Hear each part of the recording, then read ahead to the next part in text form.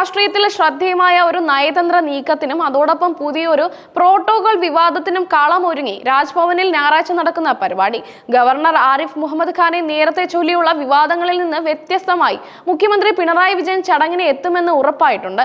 എന്നാൽ ഈ അനുരജ്ഞ നീക്കത്തിന്റെ പിന്നാമ്പുറങ്ങളിൽ ശശി തരൂരിന് നൽകിയ അമിത പ്രാധാന്യത്തെ ചൊല്ലി കോൺഗ്രസിനുള്ളിൽ തന്നെ വലിയ വിമർശനങ്ങൾ ഉയർന്നു വന്നിട്ടുണ്ട്. രാജ്ഭവനും സംസ്ഥാന സർക്കാരും തമ്മിൽ നിലനിന്നിരുന്ന പ്രധാന തർക്ക വിഷയങ്ങളിൽ ഒന്നായിരുന്നു വേദികളിൽ ഭാരതാംബയുടെ ചിത്രം വെക്കുന്നത്.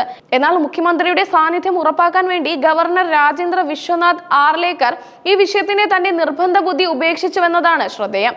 ഞായറാഴ്ച നടക്കുന്ന ചടങ്ങിൽ ഭാരതാംബയുടെ ചിത്രം ഉണ്ടാകില്ല. രാജ്ഭവൻ പ്രസിദ്ധീകരിക്കുന്ന ത്രൈമാസികമായ രാജ്ഹംസിന്റെ പ്രകാശനമാണ് ഈ ചടങ്ങ്. മുഖ്യമന്ത്രി പിണറായി വിജയൻ ചടങ്ങിൽ പങ്കെടുക്കുമെന്ന സന്ദേശം രാജ്ഭവന് ഇതിനകം ലഭിച്ചിട്ടുണ്ട്. മാസികയുടെ പ്രകാശനം ഔദ്യോഗികമായി മുഖ്യമന്ത്രി നിർവഹിക്കും. മുഖ്യമന്ത്രി പ്രകാശിപ്പിക്കുന്ന മാസികയുടെ ആദ്യ പ്രതി നൽകുന്നത് ശശി തരൂർ എംപിക്കാണ്. ഇവിടെയാണ് കോൺഗ്രസിനുള്ളിലെ അതൃപ്തിയുടെ കേന്ദ്രം. കേരള നിയമസഭയിലെ പ്രതിപക്ഷ നേതാവായ വി.ഡി. സതീശനെ ചടങ്ങിലേക്ക് ക്ഷണിച്ചിട്ടുണ്ടെങ്കിലും അദ്ദേഹത്തിന് കാഴ്ചക്കാരന്റെ റോൾ മാത്രമാണ് നൽകിയിരിക്കുന്നത്.